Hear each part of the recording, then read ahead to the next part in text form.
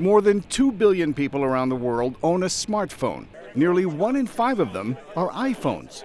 Such is the reach of California-based Apple Inc., which last month celebrated its 40th birthday. It's been a fantastic example of a 21st century company, not only in terms of its sheer size, but its focus on innovation, I think.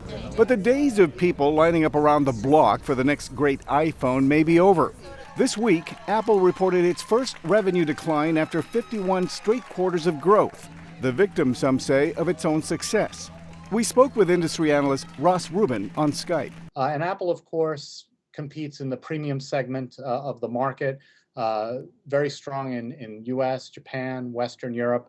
And those are economies where we're starting to see increasing smartphone saturation. Market saturation, premium prices, and the slowdown in China, Apple's fastest growing consumer market, may be partly to blame, says business professor Greg Autry. Apple will need to look to other markets. India is obviously a highly populated market with, again, a growing middle class, and there's opportunity there, but it isn't growing as smoothly as China did during its growth period.